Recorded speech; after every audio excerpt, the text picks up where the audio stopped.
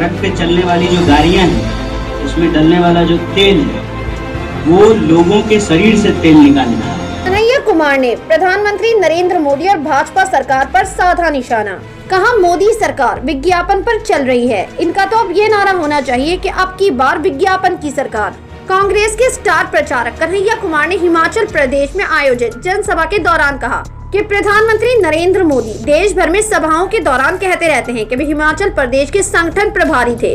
जिस प्रदेश का नाम बेचकर नरेंद्र मोदी देश के शीर्ष पद पर बैठे, वहीं से उनकी हार की इबारत लिखी जाएगी। कन्हैया कुमार ने कहा कि पीएम नरेंद्र मोदी ने प्रदेश के बागबानों से वादा किया था कि सेब की फसल के उचित दाम दिलाए जाएंगे, लेकिन अब एप्पल का फोन रखने वाले उस बागबान का दर्द नहीं समझेंगे तो कौन समझेगा।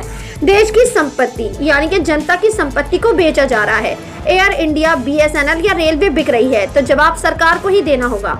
अगर सरकारी संपत्तियां बेच देनी है तो देश को सरकारी मंत्री या प्रधानमंत्री की क्या जरूरत रह जाएगी।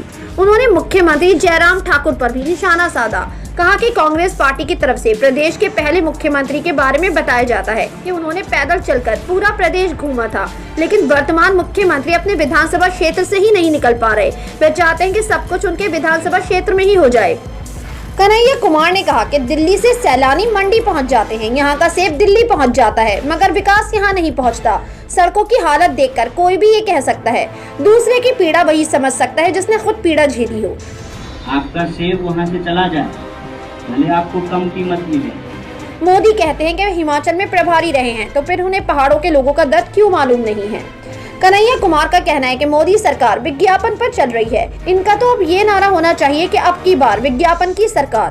पंप पर पेट्रोल भरवाते समय ऐसा लगता है जैसे कोई सिरिंज से खून निकाल रहा है और सामने मोदी का हंसता हुआ चेहरे वाला होर्डिंग दिखता है। लगता है कि सिरिंज से कोई आपका खून निकाल रहा हो शरीर से, सामने ही माननीय का हंसता हुआ नूरानी चेहरा आपको। सरसों का तेल जैसे पेट्रोल को आवाज दे रहा है कि आओ हमारे पास, दोनों बराबर हो जाएं, डबल सेंचुरी मारे।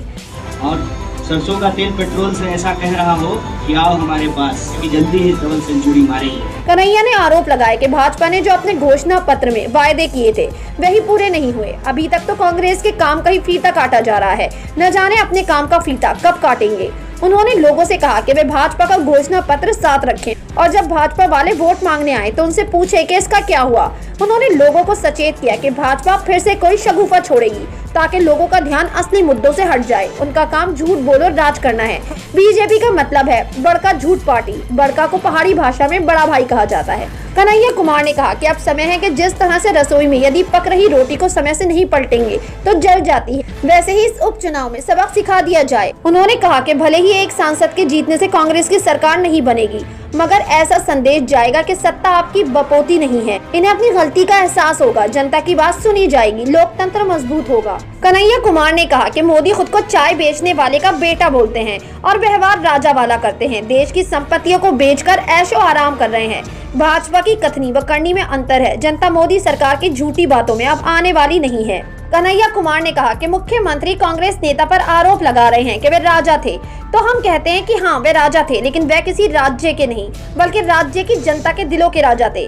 कहा कि सुजैन सिंह पठानिया ने क्षेत्र की जनता की जो सेवा की है उसका फल उनके बेटे भवानी पठानिया को मिलना ही चाहिए। अगर अनुराग ठाकुर पिता का नाम लेकर नेता बन सकते हैं तो फिर भवानी पठानिया क्यों नहीं। कांग्रेस के लिए ये परिवारवाद का विषय बन जाता है, जबकि भाजपा के लिए यही परिवारवाद नहीं रह जाता। आज देश संकट में है। कांग्रेस उस झंडे की सिपाही है जिसने देश को आजादी दिलाई। जिस कांग्रेस ने देश को आजादी दिलाई उसे ही देश की रक्षा करनी पड़ेगी। कन्हैया कुमार के इस बयान पर आपकी क्या राय है? अपनी राय कमेंट सेक्शन में जरूर दें। हमारे चैनल को सब्सक्राइब करें, बेल आइकन प्रेस करें ताकि खबर आप तक जल्द से जल्द पहुंचे।